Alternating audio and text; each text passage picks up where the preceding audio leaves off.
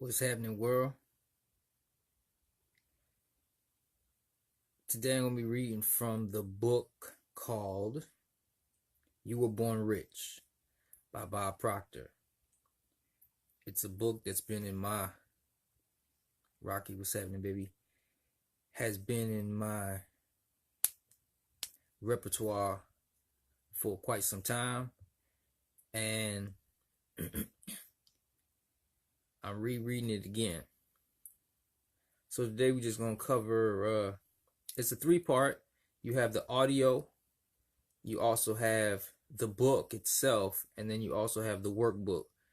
All three are very necessary, just like they're all very necessary. So today we're just going to be covering the introduction as well as chapter 1. Once again, this is me reading Bob Proctor, You Were Born Rich, and this video should be about 40 to 60 minutes. Starting with the introduction.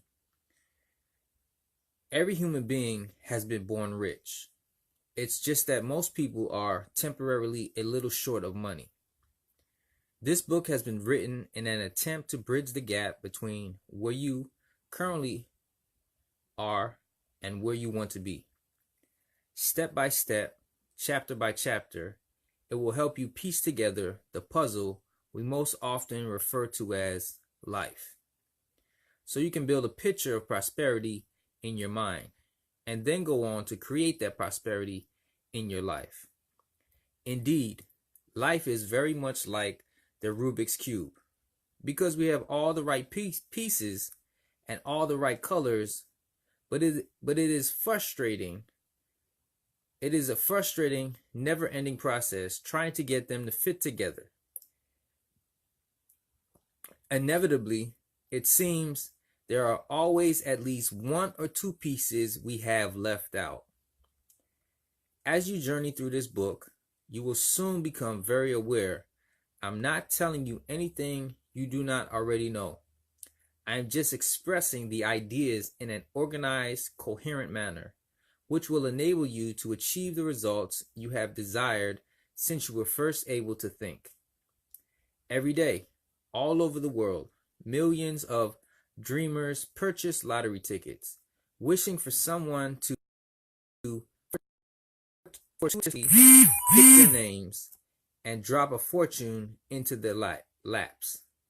These people never seem to understand that the real joy in life comes not from having money handed to them on a silver platter, but from going out and actually earning it themselves. Moreover, if the truth were known to you, you would realize that you already have the ability to achieve those things which you presently only dream about. Let this book prove to be your Aladdin's lamp. You have in your hands something which you have been searching for. This is a plan, a very simple plan, that will take you from where you are to where you want to be. This is actually a deceptively simple plan, but do not let its apparent simplicity deceive you, because each chapter contains an idea which will prove to be of enormous value. These ideas are extremely effective. I have personally put each and every one of them to a test over the past quarter of a century. I have watched thousands of people who have attended my seminars put these ideas to a test as well. I can tell you, therefore, from both my first and second-hand experiences, the results in many cases have been extraordinary. For example, individuals with barely enough resources to meet their basic needs have become very wealthy. Others, who had pressing problems which caused them to be unhappy and depressed, have literally transformed themselves into happy, well-balanced individuals. Now you have the opportunity to put these ideas to the supreme test in your own life. What is it that you want? No, you can have it. You can have all the things you want, but you must clearly understand and apply all of the ideas I'm about to present to you. No amount of reading or memorizing will give you the success you desire. It is only the understanding and application of right thinking that counts. So regardless of what I or anyone else might say, you are going to have to prove these ideas for yourself. I could have filled this book with scientific data showing you in black and white exhaustive studies documenting the fact that these ideas actually do work. However, other than possibly satisfying the analytical side of your mind, that sort of information would be of little practical use to you.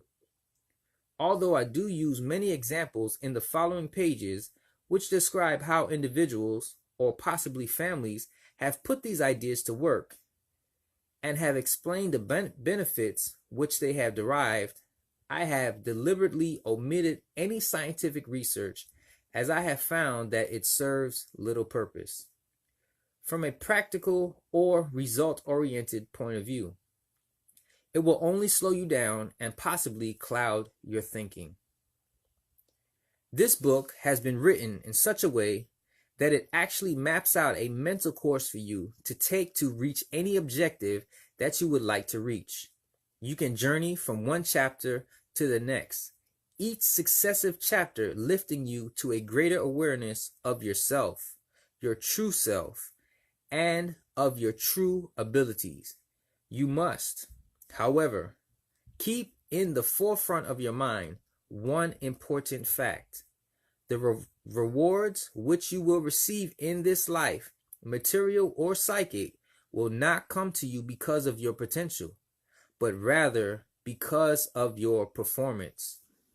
Come with me and enjoy a sneak preview of the journey which you are about to take. In the first chapter, Me and Money, we start to see what this elusive stuff called money actually is. We begin to relate to money as we should, and we develop an understanding of why all great thinking people burn a basic principle deep into the recesses of their mind. That is, we should love people and use money. We also find out what happens to anyone who is careless enough to get that equation reversed. This chapter will help you realize there is, in point of fact, no sin in great wealth. On the contrary, it is your duty to become wealthy. The second chapter, How Much is Enough, will help you take a careful inventory of your thoughts and your true financial situation. You will learn how to decide how much is enough for you. You will discover that you should have the amount of money you need to provide you with the things you want and to live in the style you choose. When this decision has been made, you will be prepared to march into chapter 3, The Image Maker. You will gain the awareness that your entire life is governed by images. It necessarily follows, then, that you should be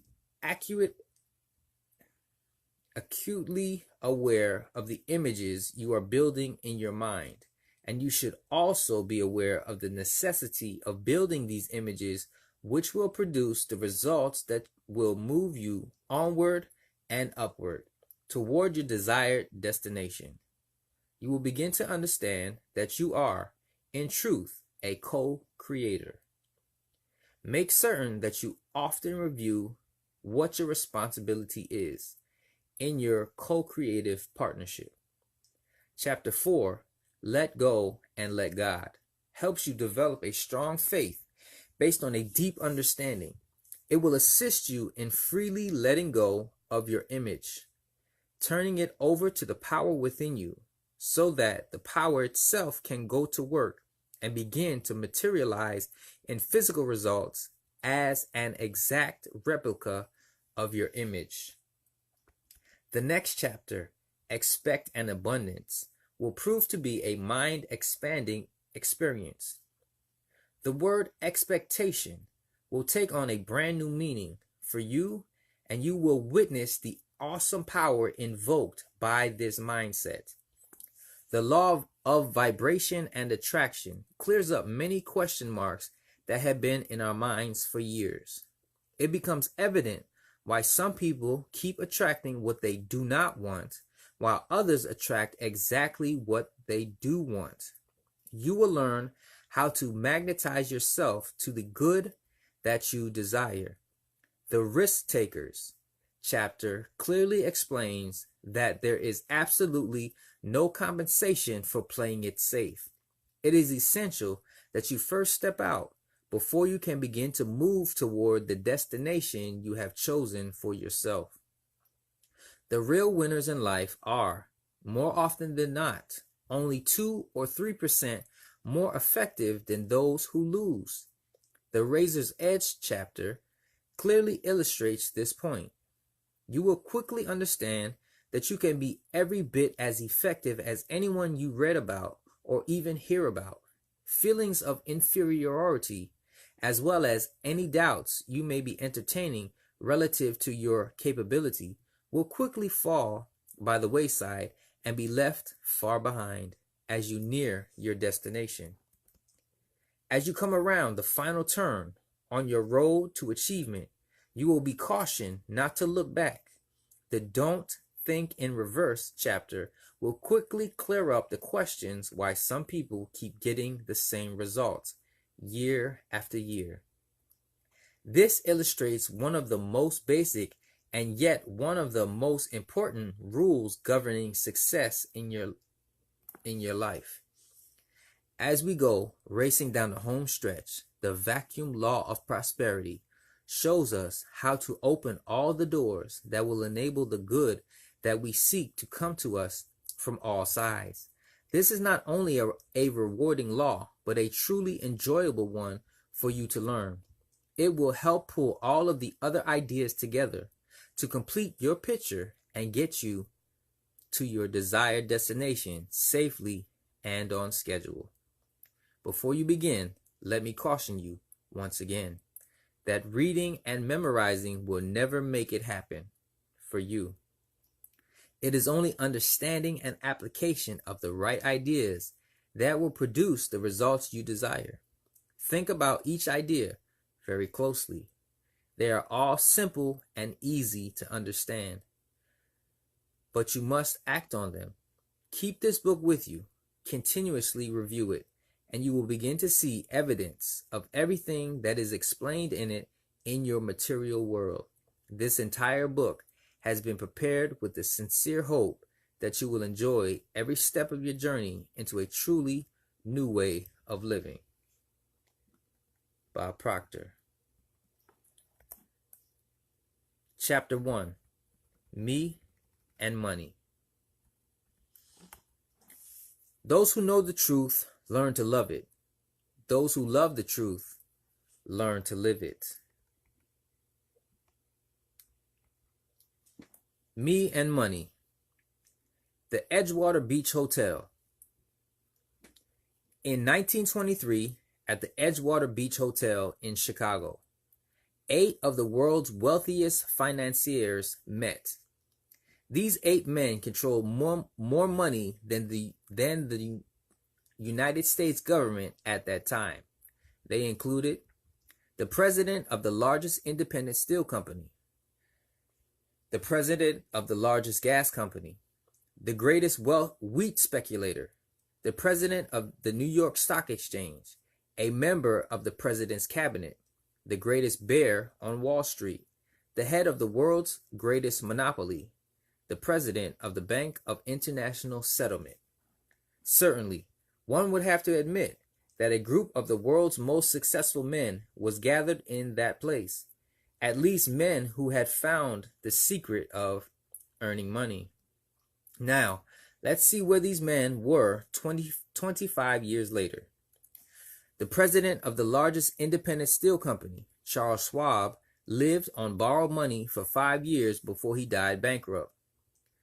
The president of North America's largest gas company, Howard Hobson, went insane. The greatest wheat speculator, Arthur Cutten, died abroad insolvent. The president of the New York Stock Exchange, Richard Whitney, was sent to Sing Sing Penitentiary. A member of the president's cabinet, Albert Fall, was pardoned from prison so he could die at home. The greatest bear on Wall Street, Jesse Livermore, died a suicide. The head of the greatest monopoly, Ivar Kruger, killed himself. The president of the Bank of International Settlement, Leon Fraser, also died a suicide. Each of these men learned well the art of earning money, but it would seem that not one of them had ever learned how to live the rich life, which was their birthright. It is stories like this one that have caused many well-meaning but ignorant people to say, "See, I told you it is not good to have a lot of money. It's bad." Or, "It just goes to show you that rich people really aren't happy." But of course,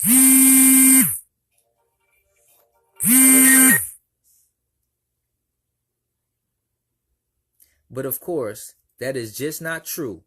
For although these 8 men would appear to have had slid off the track, there are many wealthy people who are very happy and who do a tremendous amount of good with their money. They live wealthy, well-balanced lives. Consider this. Money will have a greater influence on your life than almost any other commodity you can think of. Indeed, the sudden loss or acquisition of money will affect your attitude to a tremendous extent. Therefore, you must agree that everyone should have a deep understanding of exactly what money is and the laws governing its attraction. Yet, the sad fact is that not one person in 10 does. 95 people out of 100 settle for whatever they get, wishing they had more all the way from the cradle to the casket, never understanding that they could actually have had all they wanted. Let me digress for a moment. As you journey through this book, you might have a tendency to let your mind wander off, either thinking about someone you know who has earned a great deal of money, or possibly about someone who has gone into bankruptcy. But I want to suggest that you attempt to keep focusing only on yourself, because what someone else has or does not have is not going to affect you, and it is your financial situation that you want to improve. Money is important. One of the most prevalent misconceptions concerning money relates to its importance. For example, how many times have you heard people say in conversation, "Money isn't everything," or "Money isn't important," or "I don't care about money"? Well, the people who say these things might not care about money, but I'll bet their car dealer cares about it, their grocery store does, and so does the person who holds their mortgage. In truth, there can be no denial of the fact that money is important to any person living in a civilized society. Therefore, to argue that it is not as important as this or that is absurd, for nothing can take the place of money in the arena in which it is used. Money is a servant. Now that I have affirmed the importance of money, let me backtrack to add this one word of caution. Always remember, money is a servant. You are the master. Be careful, be very careful not to reverse that equation, because many people of high intelligence have already done so, to their great detriment. Unfortunately, many of these poor souls loved money and used people, which violated one of the most basic laws governing true financial success. You should always love people and use money, rather than the reverse. Another myth many people like to accept about money is that it only comes as a result of luck or good fortune. For instance, whenever people gather to talk about someone they know who has been financially successful, there is always someone among them who will say, "Harry was just lucky," or Harry was just in the right place at the right time. But I want to assure you in no uncertain terms that although luck obviously plays some part in financial success, it is never sufficient in and of itself. Money is an effect, and it must always be earned. Believe me, there are no free rides in this life, and the only people who are making money the easy way either work in the mint or are on their way to jail, if they have not already arrived there. Therefore, always bear in mind that while good fortune is a factor in financial success, it must always be coupled with effort and hard work. Money must circulate. A third thing you should know about money is that it is valuable only as long as it is being used. Once it has been taken out of circulation, it becomes as worthless as the old newspapers or empty beer cans that have been stashed away in the attic. To understand this truth of the principle, consider the following story. On a bookshelf in my home, I have a silver beer stein that was given to me as a gift for a speech I made. Now, whenever I go into my house, I take all the change from my pocket and put it into the cup. Then, when the cup is almost filled, I give it to one of my children, or one of my two young cousins. Each of them takes turns receiving the cup, and of course, they eagerly anticipate their turn. The point I want you to notice, however, it is that while the cup is being filled, the money in it has absolutely no value whatsoever. It just sits there, serving no useful function and not even drawing any interest. However, as soon as the cup is filled and the money is turned over to one of the kids, it literally flies into action. For instance, just last week, TJ, one of my young cousins, received the money. He immediately took it from my hand, rushed off to a golf school, and purchased several golf lessons with his inheritance. Now, I can't honestly say what the golf pro did with the money once he got it, but I do feel fairly safe in saying that he didn't just return it into a cup on his bookshelf. No, there really isn't any dispute about it. Money is not meant to be taken out of circulation. Rather, it is meant to be used, enjoyed, and circulated. This brings me to an even more dramatic illustration of the same principle, namely the story of old Mr. Chapman. Mr. Chapman was an elderly gentleman who lived a few doors down the street from our family when I was just a boy. Although there was a tremendous age difference between us, Mr. Chapman and I became fast friends, and I often used to watch him pushing his small junk cart up and down the block. You see, Mr. Chapman worked as a junk dealer, and he made his living by picking up the things other people had thrown away. As the years went by, however, Mr. Chapman became more and more stooped from his arduous labors, and one day, shortly after World War II, he passed away.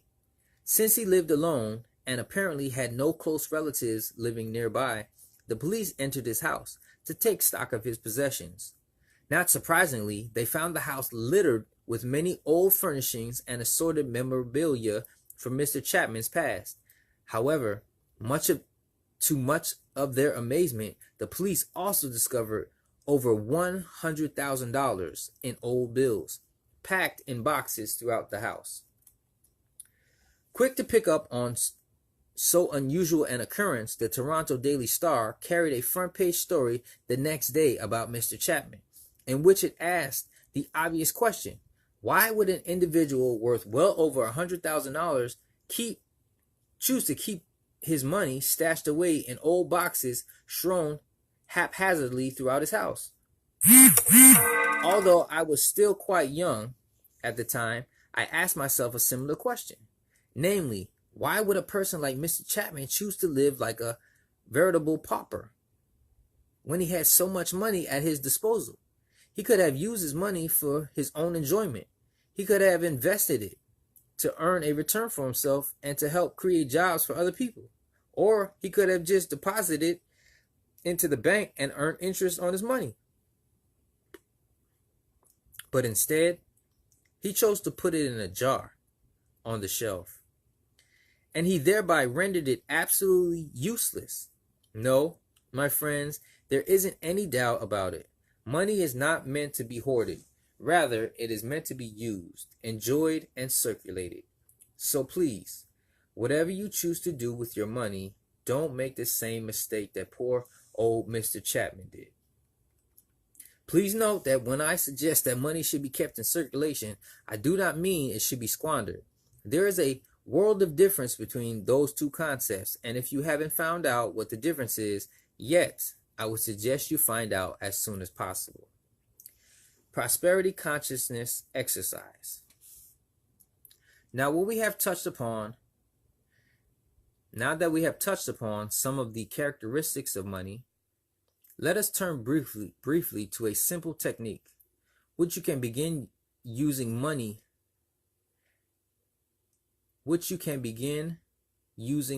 immediately to start attracting the amount of money you desire.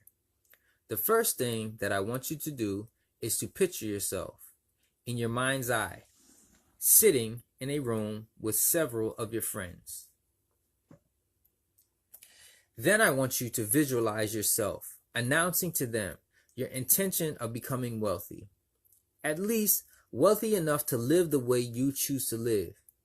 Now imagine how that will make you feel. If you are, like most people, you will probably feel very uncomfortable.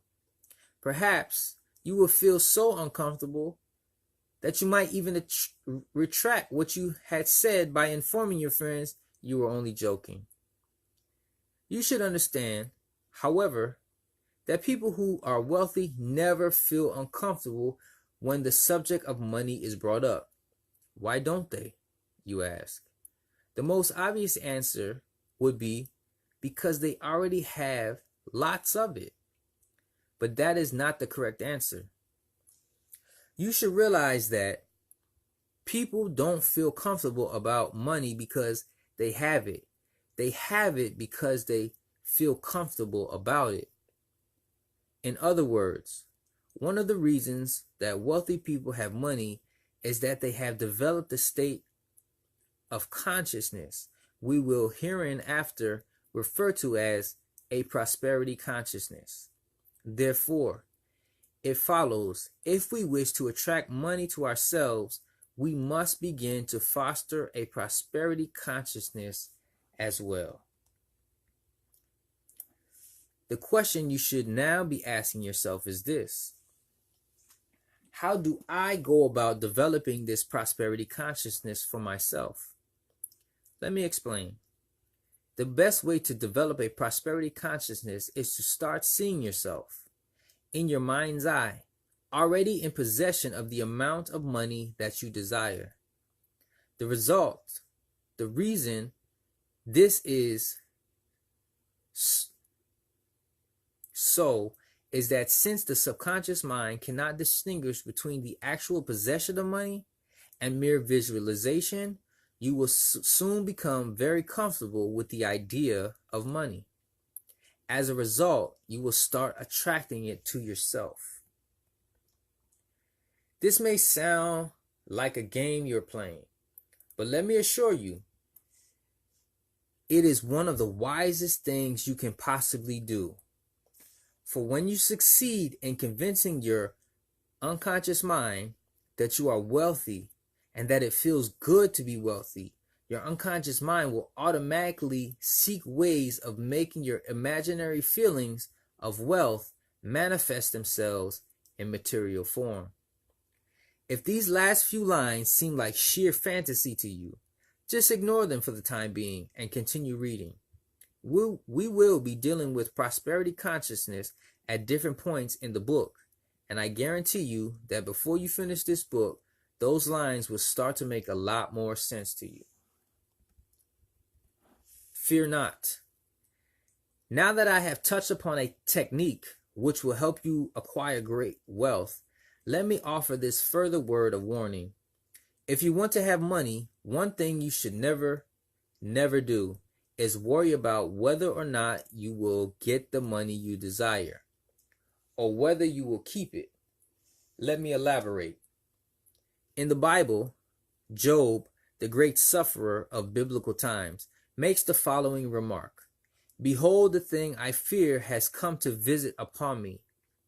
Now, stop and ask yourself, if you will, what those biblical words mean to those of us concerned about money today. Well, one thing they certainly mean is that if we insist upon constantly worrying about not having enough money, or if we habitually worry about losing the money we do have, then we are absolutely guaranteed not to worry in vain. For just as surely as Job was afflicted by his many maladies, so too shall we be afflicted by the lack or the loss of money. To take a more contemporary example, let us again consider the tragic case of poor old Mr. Chapman. As you will recall, he was the elderly gentleman who never spent any of his hard-earned savings. But the question is, why didn't he? Most likely, it was because he was afraid that if he spent his money, he would become poor, and hence would be forced to live like a pauper. The irony was, however, that because of his fear, he lived like a pauper anyway. Or to be more biblical about it, the thing that he feared most came to visit upon him. In a later chapter, you will be given a fuller explanation of the paradox of why we attract into our lives the very things we least desire. But for now, suffice it to say, worrying about money is always extremely counterproductive. This principle holds true, even if you rationalize your worry with the old platitude that you are just saving a little for a rainy day. I must put forward one other caveat at this time. If you really want to significantly increase the amount of money you are presently earning, the first thing you must do is learn to pay substantially less attention to what others around you are saying and substantially more attention to what that quiet voice that speaks within you is saying.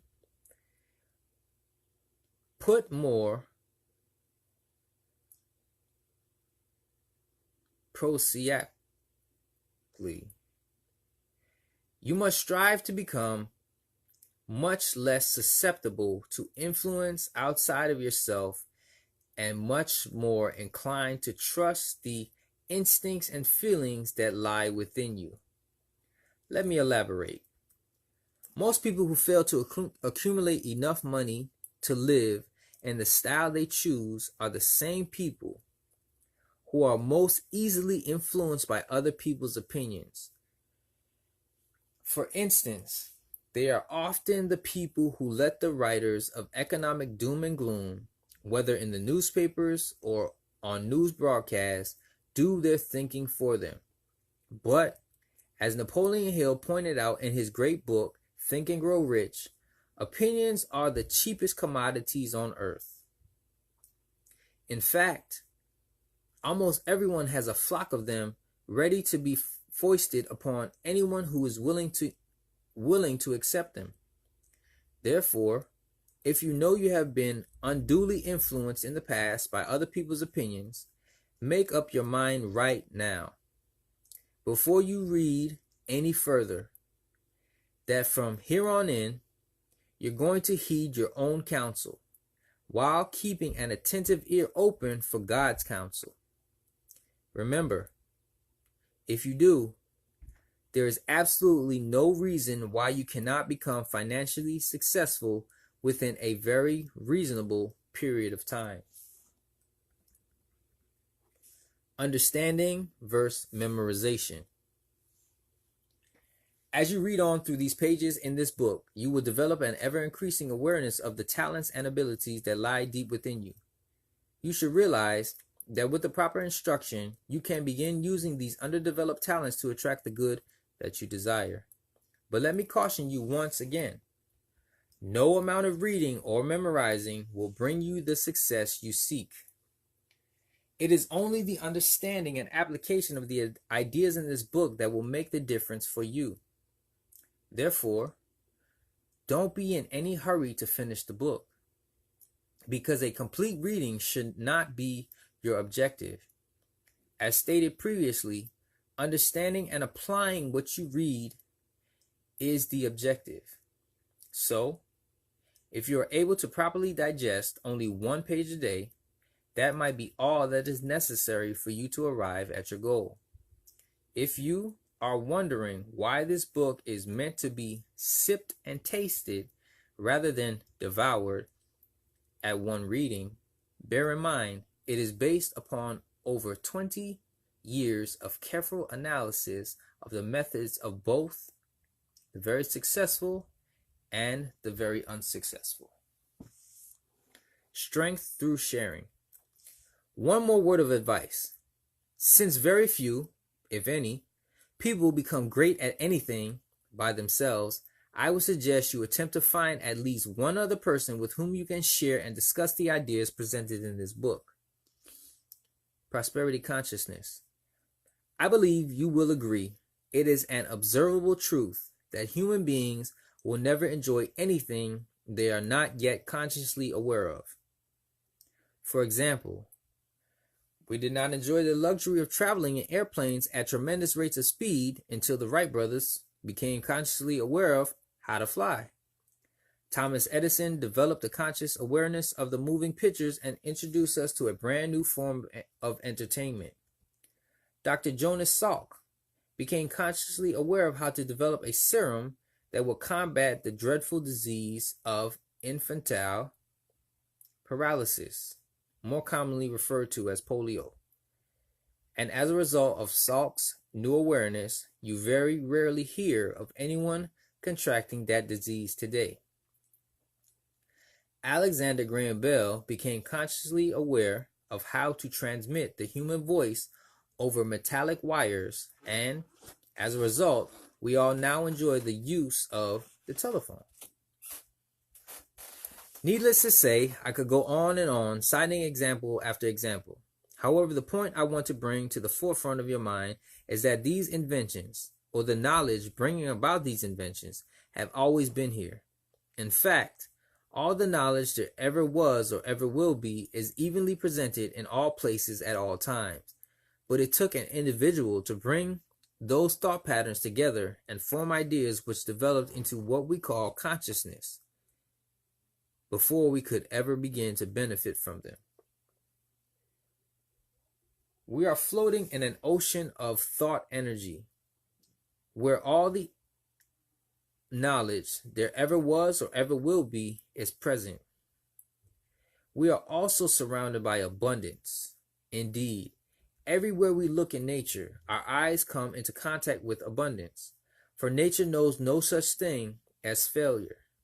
Therefore, there never has been and there never will be a lack of anything, except conscious awareness. But if you are going to begin to penetrate this world of wealth, it is absolutely essential that you begin to think. In other words, you must open your mind to the stream of thought energy which will create an image or a consciousness of prosperity in your mind. You are well aware there are literally thousands upon thousands of honest, good, hardworking people who labor diligently for their entire stay on this planet, yet never become wealthy. For those individuals, life is a constant grind from sun up to sundown. But the ideas presented on these pages have been put here in the hope they will jar your mind to inspire you to open it up to this new type of thinking. Consciousness is, and always has been, developed through thinking, And regardless of what your present situation in life may be, if you ever hope to improve it and truly become wealthy, all this book suggests you can. As this book suggests you can, you must begin thinking of prosperity in your mind now. Not when you finish the book, not when you finish the chapter, not tomorrow, next week, next month, or next year. It must be done now. Thinking is the highest function of which a human being is capable. Yet, unfortunately, very few people think. They merely trick themselves into believing that because there is some mental activity taking place in their mind, they are thinking. But the truth is, most people are simply exercising the mental faculty called memory. They are playing old movies, so old pictures just keep flashing back on the screen of their mind. It is imperative that you begin this new way of thinking at this moment, because as you do, every fiber of your being will become filled with this new thought energy. Your body is comprised of millions upon millions of cells, and each one of them is influenced in its movement by thought impulses. By the second you begin entertaining relaxing thoughts, your body becomes relaxed.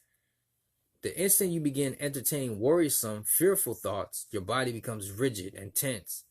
As you begin to hold thoughts of prosperity and begin thinking of yourself as a very wealthy, prosperous individual who is surrounded by an ocean of thought energy, swimming in a sea of plenty, your body and mind will instantly move into a prosperous vibration, and you will begin to attract, just like a magnet, everything necessary for you to become wealthy. I know, to the uninitiated, these ideas are just about as bizarre as anything a person could think of. Nevertheless, they are true. For mental awareness of prosperity always precedes wealth in your material world. It is not difficult, therefore, for children today, born into families of great wealth, like the Kennedys or the Brahmins, to think these prosperous thoughts and to have this prosperity consciousness, since that is the only type of thinking they were subjected to right from birth. We say they have been conditioned in, or to, prosperity. However, the majority of people have not been born into that kind of an environment, so they were not surrounded by that type of thinking. We must, therefore, develop an understanding of how I have been conditioned, why we are getting the results we are getting, and how we can change our way of thinking or our conditioning.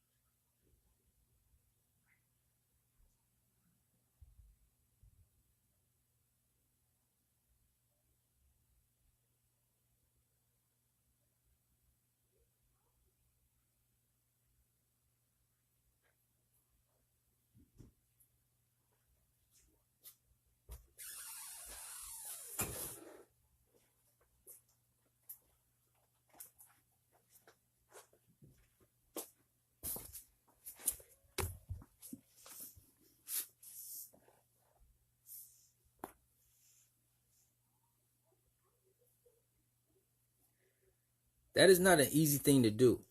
It takes much discipline. It takes a tremendous desire. It takes a lot of diligent effort, which is the probable reason so few people actually ever change. Yet, I want you to know that regardless of how difficult it may be, it can be done, and it can be done in a relatively short period of time. The compensation you will receive for your effort will delight you. I know because I have done it, and I know many, many other people who have done the same thing. Now, it is necessary for you to do it. The very fact that you have picked up and started reading this book is all the proof you will ever need that you truly have a desire to change. Moreover, there is a way, a sure way, for you to receive your desired good, and this book will outline the way for you. There is a real power within you. Below the level of your consciousness is the great treasury of your unconscious mind, and that is the part of your personality we want to begin to influence through our new thought patterns. In order to make the issue definite and concrete, consider the following statement. Any idea, plan, or purpose may be planted in the unconscious mind by repetition of thoughts empowered by faith and expectancy. You might be asking, can this statement be demonstrated to be true through experimentation and observation, or is there any known method or technique by which the proof may be secured? And if there is such a method or technique, is it available to everyone? These questions can all be answered with an emphatic yes. As you read, test, and experiment with the ideas that will come to you in the following pages, you will answer all of these questions for yourself. And it is necessary that you answer them for yourself, because as human beings, we will not truly believe something until we actually discover it for ourselves. This book is written in the sincere hope that it will lead you to many discoveries that lie within you by the repetition of these prosperity ideas. You must begin to see money as an obedient, diligent servant that you can employ to earn more money, and you can use to provide services far beyond the services that you could ever physically provide. It is necessary that you feel comfortable when you talk about money, because you have truly been born rich. You have all the mental tools necessary to attract the thoughts you are surrounded by, to create the consciousness that you must create in order for you to have the wealth you choose to have. Lack and limitation can only exist when we make room for them in our minds. But prosperity consciousness knows no lack and no limitation. Resolve to completely remove the lid from your marvelous mind with respect to your own earnings, and understand that the wealth you are seeking is, and always has been, seeking you in return. So open wide the doors of your conscious mind and begin to receive it. Mental money. Begin immediately to play a mental game with yourself. Get into the habit of visualizing yourself in the possession of great wealth. Think of some of the things you would do with that money, and then mentally start doing them. Since your unconscious mind cannot tell the difference between actually doing something and visualizing yourself doing it, this exercise will very quickly help you to develop a prosperity consciousness.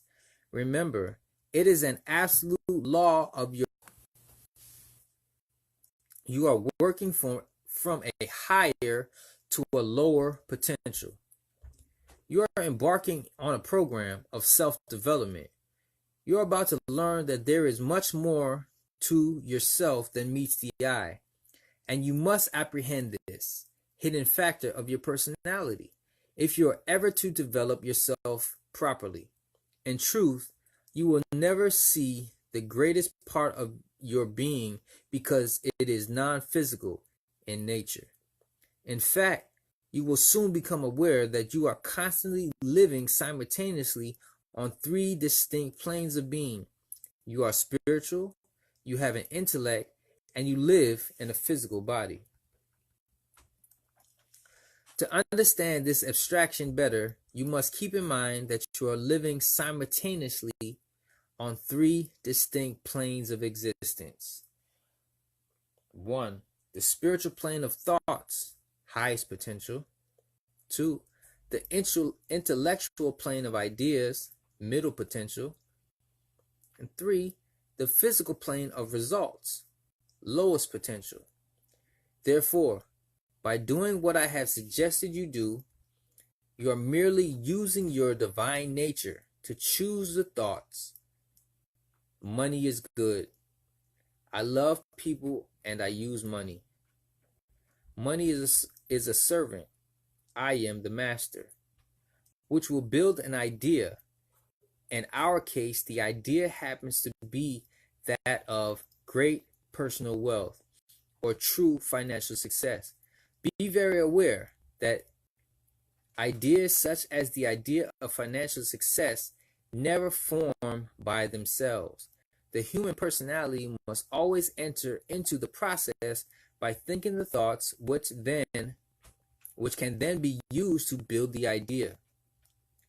That is the very thing that makes the human being godlike, or you could say a creative creature, the highest form of creation. So by holding this beautiful idea or picture of financial success in your mind, you will ultimately be able to cause the idea to manifest itself into your life, in your results. As you progress through this book, you will see how this actually occurs. Now, let's take a couple of steps backward. You will remember that I wrote in a previous paragraph that you are working from a higher to a lower potential. What I meant by this is that you are working from thoughts, spirit, to idea, intellectual, to thing, physical, rather than working from thing, physical, to thoughts, spirit, to idea, intellectual. As you have probably done in the past, and as the vast majority of people will continue to do in the future, that is to say, most people will look at a result in their life and then let that result dictate the thoughts they will then use to build their idea. For example, if they see that their bank account is empty, a result, they will choose to think thoughts of lack or loss, and then they will use those thoughts to build the idea of poverty. However, since the idea they are holding in their mind must manifest in their future results, they're actually bringing about a repeat performance of the thing which they say they don't want, namely an empty bank account. It thus becomes a self-doom fulfilling cycle they are living, and clearly this is not the way our Maker has intended for us to live. You might very well be saying to yourself that this is an absurd argument, for if a bank account is empty, it's empty. It just isn't realistic to look at an empty bank account and be able to visualize great wealth. But I want you to know, this is the very kind of reasoning which perpetuates poverty and keeps poor people impoverished. You must begin to understand that the present state of your bank account, your sales, your health, your social life, your position at work, etc., is nothing more than the physical manifestation of your previous thinking.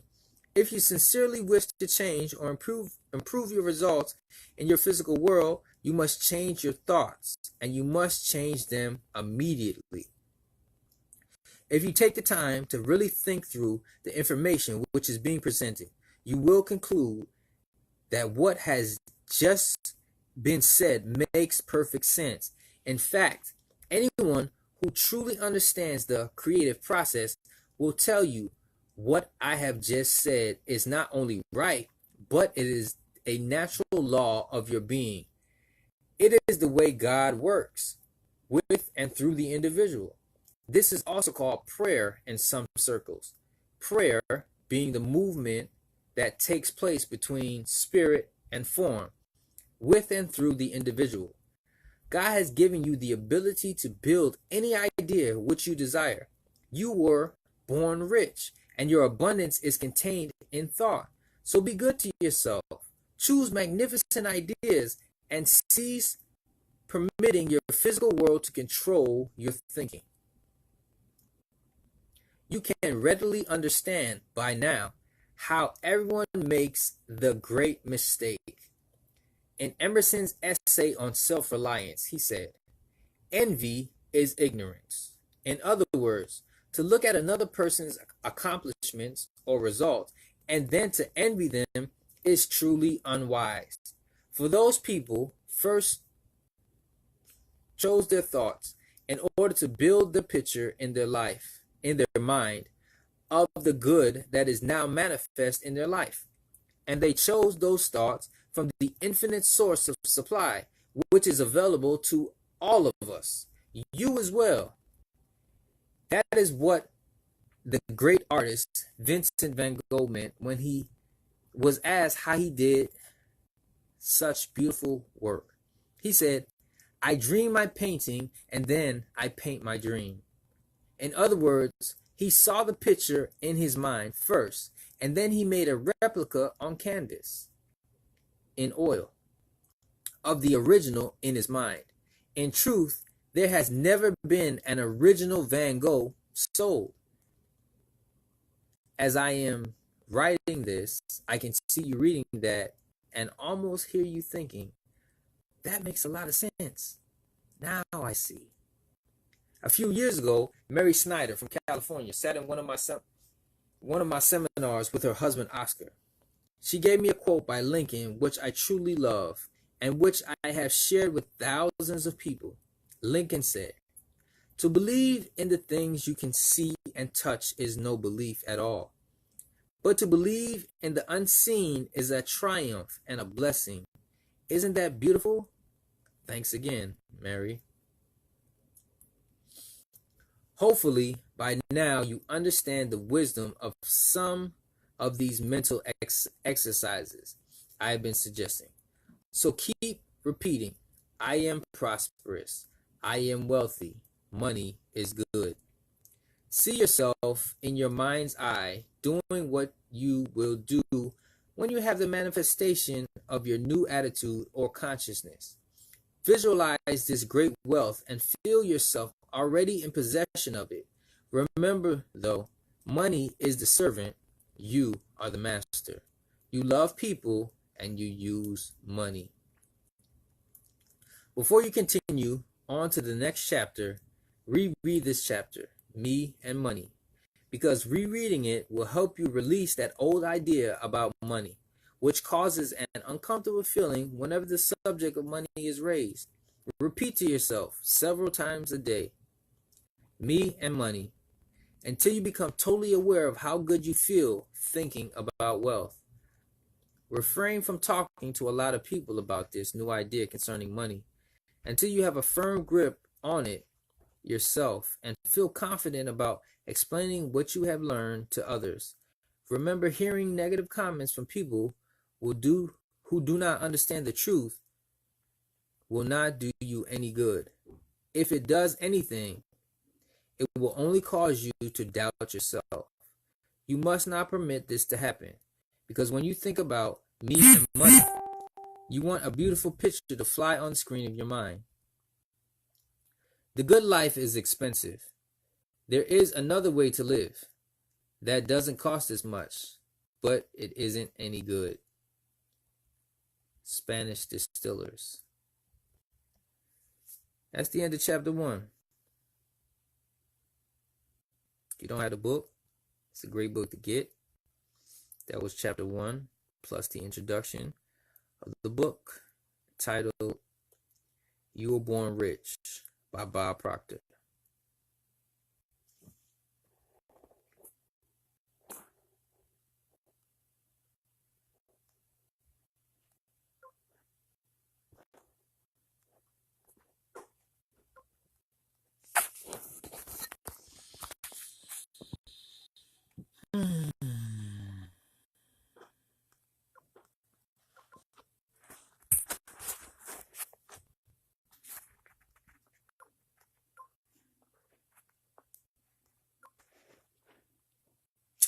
It's not allowing me to disconnect.